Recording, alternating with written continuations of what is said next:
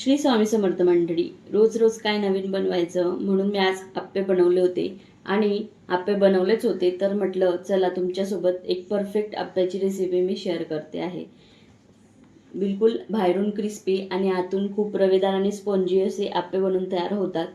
किंवा आप्पे क्रिस्पी होण्यासाठी तुम्ही त्याच्यात काय काय ॲड करता हे तर तुम्हाला व्हिडिओ बघितल्यानंतरच समजणार आहे. इथं मी 5 प्रकारच्या डाळी आणि तांदूळ घेतलेले आहे. डाळींचं मेजरमेंट मी तुम्हाला खाली दिलेलं आहे डिस्क्रिप्शनमध्ये. तिथं जाऊन नक्की बघा आणि ही रेसिपी घरी ट्राय करून बघा.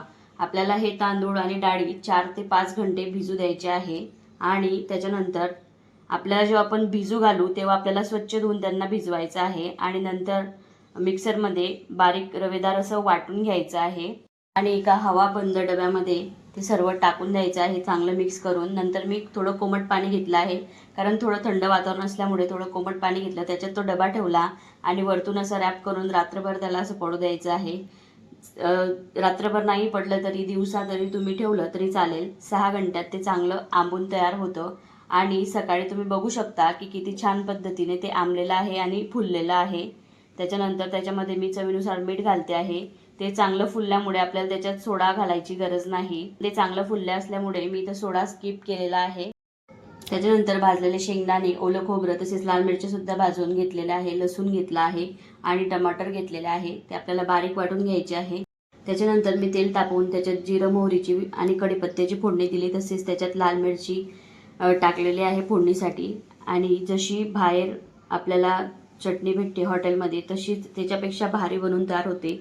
त्याच्यामुळे मी हे चटणी बनवतेच म्हणजे बनवतेच. आणि आप्पे म्हटले म्हणजे चटणी शिवाय आप्पे अपूर्णच असतात. याच्यासोबत तुम्ही सांबारसुद्धा ट्राय करून बघा. मी याच्यासोबत सांबारसुद्धा बनवलेला आहे आणि एकदा सांबार चटणी आणि आप्पे हे कॉम्बिनेशन ट्राय करून बघा. इडलीसोबत तर आपण सांबार नेहमीच खातो, मग आप्प्यांसोबत पण ट्राय करून बघा आणि मग मला कमेंट करून सांगा की सांबार आप्प्यांसोबत कसा लागला. नंतर मी गॅसवर आप्प्याचं भांडं ठेवलं, त्याच्यात तेल टाकलं आणि थोडं थोडं आप्प्यांचं बॅटर त्याच्यात टाकलेलं आहे. 2 मिनिटं आपल्याला असेच ते वाफवून घ्यायचे आहे झाकण ठेवून मीडियम फ्लेमवर. तुम्ही बघू शकतात की मी आप्पे टाकायच्या आधी पण आणि आप्पे टाकल्यानंतर त्याचं बॅटर टाकल्यानंतर सुद्धा मी वरतून तेल टाकलेलं आहे. 2 मिनिटं आपल्याला दोघंकडून वाफवून घ्यायचे आहे चांगले, कारण वाफवल्यामुळे ते आतून चांगल्या प्रकारे शिजतात आणि फुलतात सुद्धा. त्याच्यानंतर जेव्हा आपल्याला ते क्रिस्पी करायचे असतील तेव्हा आपल्याला गॅसची फ्लेम हाय करायची आहे आणि त्यांना थोडं तेल टाकून पुन्हा एकदा अशी परतून घ्यायची आहे आणि गरमागरम आणि क्रिस्पी आप्पे आपले तयार झालेले आहेत. चटणी आणि सांबारसुद्धा खूप छान बनलेला होता. तुम्हाला व्हिडिओ आवडला असेल तर लाईक करा, शेअर करा आणि चॅनलला सबस्क्राईब करा. Thank you for watching.